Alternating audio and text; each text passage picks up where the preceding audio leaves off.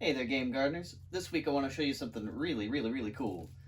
Some guy named Kurzo and his mod squad made a really cool creation with this guy right here, Banjo and Kazooie.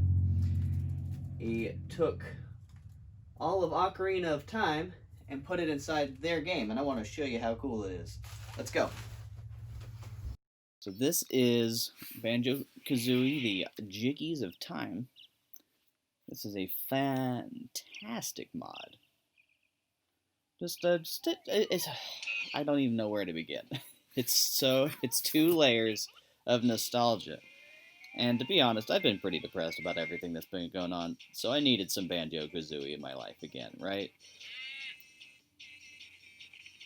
So, I mean, this is like from some parallel dimension where, like, Rare was never sold off, maybe a crossover game was made, or the properties were public domain, and this title was like a Kickstarter project.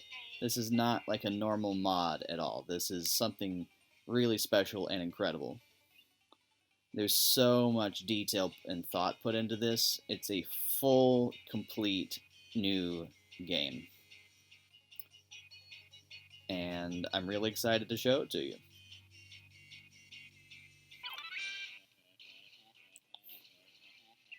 Alright. So, yes, Banjo Kazooie is. The whole game is recreated in Banjo Kazooie, right? So, we're out here in Hyrule Field, and I love this version of this song. It's great. It's got so much pep.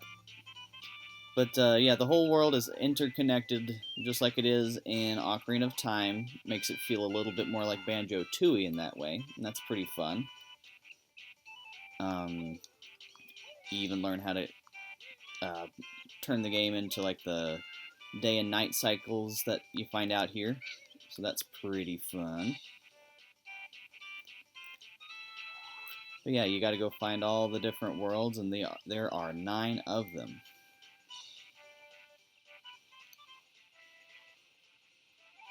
You got to unlock them just like you do in Banjo Kazooie, right? This is a Banjo Kazooie mod after all. Here, I'll show you one.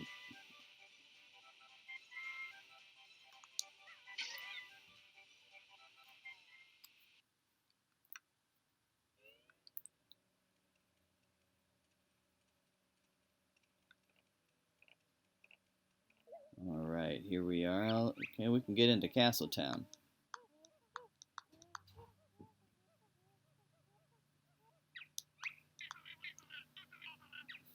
Oh, I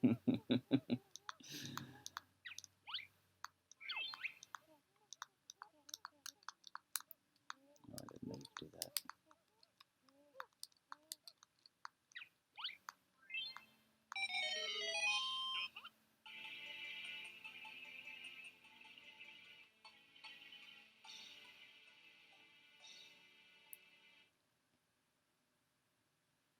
Alright. Now let's show you a few more worlds. Rico Village.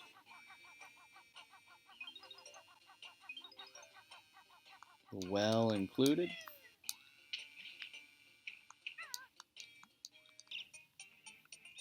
You got Castle Town and Hyrule Castle too, of course.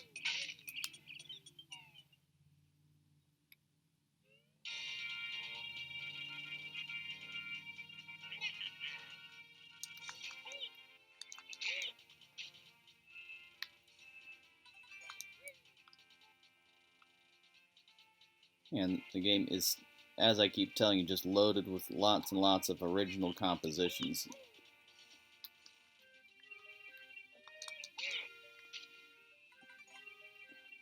Alright, let's show you something else. Alright, and you got Death Mountain. Here I am as a Tektite that Mumbo turned me into. See if I can make this jump. No.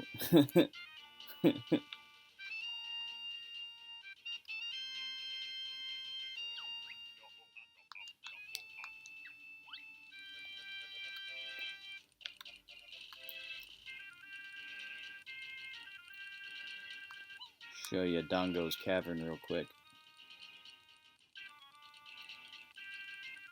If I could avoid these bats.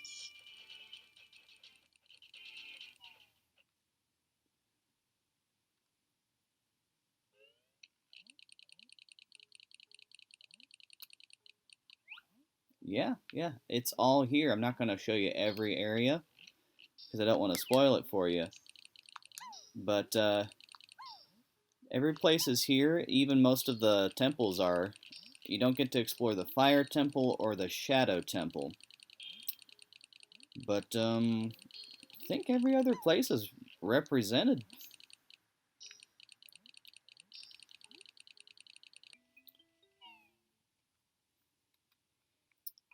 The trickiest one by far is definitely the Forest Temple, though. It's full of, like, riddles and all kinds of crazy stuff you gotta figure out. They really take, even the puzzles of Zelda, like, to another level. There's like there's this language you have to decipher and decode, and there's like messages on walls and surfaces all throughout this place.